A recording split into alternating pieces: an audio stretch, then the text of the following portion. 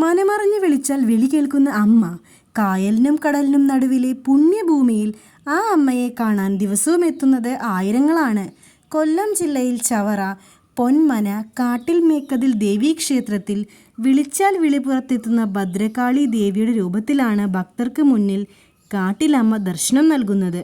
അമ്മയോട് ആഗ്രഹം പറഞ്ഞ് ക്ഷേത്രമുറ്റത്തെ ആൽമരത്തിൽ ഭക്തജനങ്ങൾ കിട്ടുന്ന ഓരോ മണിയും ഓരോ സ്വപ്നങ്ങളാണ്. ആ മണിക്കിലുക്കം ദേവിയുടെ അടുക്കൽ ചെന്നെത്തുമെന്നാണ് വിശ്വാസം.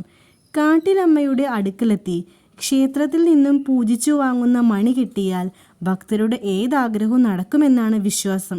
ഓരോ ദിവസവും ക്ഷേത്രമുറ്റത്തെ ആൽമരത്തിൽ നിന്നുയരുന്ന മണിക്കിലുക്കങ്ങൾ ഇത് ശരിവയ്ക്കുന്നു. കൊല്ലം ആലപ്പുഴ ദേശീയപാതയിൽ ശങ്കരമംഗലത്ത് നിന്നും പടിഞ്ഞാറ് ഭാഗത്തേക്ക് പോയാൽ ക്ഷേത്രത്തിലെത്താം. കടലിനും കായലിനും ഇടയ്ക്കുള്ള തുരുത്തിലാണ് ക്ഷേത്രം. കടലിൽ നിന്നും 10 മീറ്റർ മാത്രമാണ് ക്ഷേത്രത്തിലേക്കുള്ള ദൂരം. 15 വർഷങ്ങൾക്ക് മുൻപ് ഡിസംബറിൽ നമ്മളെ വിഷമിപ്പിച്ച സുനാമി ഉണ്ടായപ്പോൾ കടലിന് തൊട്ടടുത്ത് കിടക്കുന്ന ഈ ക്ഷേത്രത്തിന് ഒരു കേടുപാടും ഉണ്ടായില്ല. അതൊരു വലിയ അത്ഭുതം തന്നെയായിരുന്നു. അലറിയടിച്ച് വന്ന രാക്ഷസ തിരമാലകൾ ക്ഷേത്രത്തെ തൊടാതെ രണ്ടായി പിരിഞ്ഞ് ഒഴുകിപ്പോയി.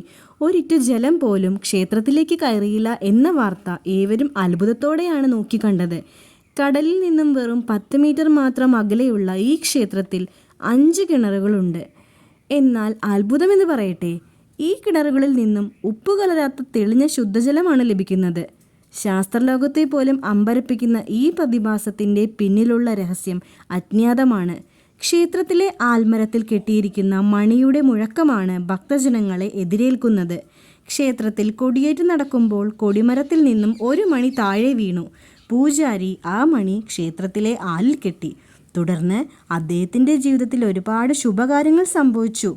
ഇതറിഞ്ഞ ഭക്തർ ആലിൽ മണി കെട്ടുവാൻ ആരംഭിച്ചു. അവരുടെ ജീവിതത്തിലും മാറ്റങ്ങൾ വന്നതോടെ മണി കെട്ടുന്നത് പ്രസിദ്ധമായി. ക്ഷേത്ര പരിസരത്ത് നിന്നും വാങ്ങിക്കുന്ന മണി കൗണ്ടറിൽ നിന്നും ഷീട്ടാക്കിയ ശേഷം ശ്രീകോവിലിൽ പൂജിച്ചു വാങ്ങണം. ഈ മണിയുമായി ആലിനെ 7 പ്രാവശ്യം പ്രദക്ഷിണം ചെയ്തു വേണം മണി കെട്ടുവാൻ. എന്താഗ്രഹത്തോടെയാണോ മണി കെട്ടുന്നത് ആ ആഗ്രഹം ദേവി സാധിച്ചു തരുമെന്നാണ് വിശ്വാസം. സാധാരണയായി 3, 7, 9 തവണയായി വന്നാണ് കാര്യസാധ്യത്തിന് ക്ഷേത്രത്തിൽ മണി കെട്ടുന്നത്. കാര്യസാധ്യത്തിന് ശേഷം ക്ഷേത്രത്തിൽ വന്ന് ദേവിക്ക് പൊങ്കാല സമർപ്പിക്കണം. കാലം ചെല്ലുന്തോറും ദേവിക്ക് പൊങ്കാല ഇടുന്നവരുടെ എണ്ണം വർദ്ധിച്ചു വന്നു.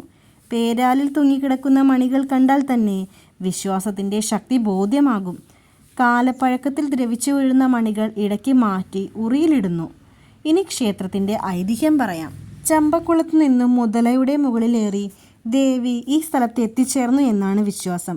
ഇത് സാധൂകരിക്കുന്നതാണ് ഉത്സവ ദിവസം ചമ്പക്കുളത്ത് നിന്നും കൊണ്ടുവരുന്ന കൊടിക്കൂറ. ഈ പ്രദേശത്ത് അന്ന് താമസിച്ചിരുന്ന കുടുംബത്തിൻ്റെ പേരായിരുന്നു കാത്തിൽ പത്തീറ്റ. അന്ന് അവർ കൊളുത്തി വച്ചിരുന്ന വിളക്ക് ദേവി വണങ്ങിയെന്നും ആ വിളക്കാണ് ഇന്നും ക്ഷേത്രത്തിൽ കെടാവിളക്കായി കാണപ്പെടുന്നത് എന്നാണ് വിശ്വാസം. മലയിൽ എന്ന കുടുംബക്കാരാണ് ഇന്നും കെടാവിളക്ക് സംരക്ഷിക്കുന്നത്. ഇവിടെ എത്തുന്ന ഭക്തർ ഈ കെടാവിളക്ക് വണങ്ങിയതിന് ശേഷമേ ക്ഷേത്രത്തിൽ പ്രവേശിക്കുള്ളൂ. ക്ഷേത്രത്തിലെ ഏത് പ്രധാന ദിവസവും ആരംഭിക്കുന്നത് കെടാവിളക്കിനെ വലം വെച്ചതിന് ശേഷമാണ്. ഒരിക്കൽ മാർത്താണ്ഡവർമ്മ തിരുവിതാംകൂറിലേക്കുള്ള യാത്രാമധ്യേ ഇവിടെ എത്തുകയും ദേവീ സാന്നിധ്യം അനുഭവപ്പെട്ട അദ്ദേഹം ഇവിടെ ഇറങ്ങി ധ്യാനനിരതനായ ശേഷം ഇവിടെ ഒരു ക്ഷേത്രം ഉയരുമെന്നും പ്രവചിച്ചു. ഈ പ്രദേശത്തെ അദ്ദേഹം ഒരു കൊട്ടാരം നിർമ്മിച്ചു. തന്മൂലം ഇവിടെ കൊട്ടാരക്കടവ് എന്നറിയപ്പെട്ടു. ഇന്നും കൊട്ടാരത്തിൻ്റെ ഭാഗങ്ങൾ അവിടെ കാണാം. ഇന്ന് അവിടെയാണ് ഹെൽത്ത് സെൻറ്റർ പ്രവർത്തിക്കുന്നത്. ഇനി ക്ഷേത്രത്തിലെ പ്രധാന ആഘോഷങ്ങൾ പറയാം. 12 വിളക്കുത്സവം. ഉത്സവം നടക്കുന്നത് വൃശ്ചിക മാസത്തിലാണ്. വൃശ്ചികം 1 മുതൽ 12 ദിവസം വരെയാണ് 12 വിളക്കുത്സവം നടക്കുന്നത്. ഉത്സവത്തിൽ പങ്കെടുക്കുന്നതിനായി ഇന്ത്യയിൽ നിന്ന് മാത്രമല്ല വിദേശത്ത് നിന്നുവരെ ഭക്തർ എത്തിച്ചേരുന്നു. ഈ 12 ദിവസം ഭക്തർ കുടിൽ കെട്ടി ഭജനമിരിക്കുന്നത് വ്യത്യസ്ത ആചാരമാണ്. ഈ ആചാരത്തെ ഭജനം പാർക്കൽ എന്ന് വിശേഷിപ്പിക്കുന്നു. ഭജനമിരിക്കുന്നവർ ദേവിയെ 3 നേരം ദർശിക്കണം. കുടിലുകളാണ് ഇതിനായി നിർമ്മിക്കുന്നത്. തോറ്റംപാട്ട്, വിശേഷാൽ പൂജകൾ, അന്നദാനം, തങ്കയങ്കി ഘോഷയാത്ര, വൃശ്ചിക പൊങ്കൽ, തിരുമുടി ആറാട്ട് എന്നിവയാണ് ഉത്സവത്തോടനുബന്ധിച്ച് നടക്കുന്നത്. ക്ഷേത്ര ദർശന സമയം രാവിലെ 5 മണി മുതൽ 11:45 വരെയും വൈകിട്ട് 5 മണി മുതൽ രാത്രി 8:30 വരെയും ദേവിയെ ദർശിക്കാൻ സാധിക്കും. ട്രെയിനിലെത്തുന്നവർ കരുനാഗപ്പള്ളിയിൽ ഇറങ്ങി ഓട്ടോ വിളിച്ച് കൊട്ടാരക്കടവിലെത്താം. ബസ്സിലെത്തുന്നവർ ചവറ പോലീസ് സ്റ്റേഷൻ സ്റ്റോപ്പിലിറങ്ങി ഓട്ടോ വിളിച്ച് 3 കിലോമീറ്റർ സഞ്ചരിച്ചാൽ കൊട്ടാരക്കടവിലെത്താം. കൊല്ലം റെയിൽവേ സ്റ്റേഷനിൽ ഇറങ്ങുന്നവർ 21 കിലോമീറ്റർ ബസ്സിൽ സഞ്ചരിച്ചാൽ ഇവിടെ എത്താം. കൊല്ലത്ത് നിന്നും കരുനാഗപ്പള്ളിയിൽ നിന്നും ലോക്കൽ KSRTC ബസ്സുകൾ സർവീസ് നടത്തുന്നുണ്ട്. കൊല്ലം ആലപ്പുഴ ബോട്ട് സർവീസിലൂടെയും ക്ഷേത്രത്തിൽ എത്തിച്ചേരാവുന്നതാണ്. വീഡിയോ നിങ്ങൾക്ക് ഉപകാരപ്രദമായാൽ കൂടുതൽ പേരിലേക്ക് ഷെയർ ചെയ്യണേ. ചാനൽ ആദ്യമായിട്ട് കാണുന്നവരാണെങ്കിൽ ഒന്ന് സബ്സ്ക്രൈബ് ചെയ്തേക്കണേ. അതോടൊപ്പം ആ ബെല്ലൈക്കൺ കൂടി എനേബിൾ ചെയ്താൽ എല്ലാ വീഡിയോസിൻ്റെയും നോട്ടിഫിക്കേഷൻ നിങ്ങൾക്ക് വളരെ പെട്ടെന്ന് തന്നെ കിട്ടുന്നതാണ്.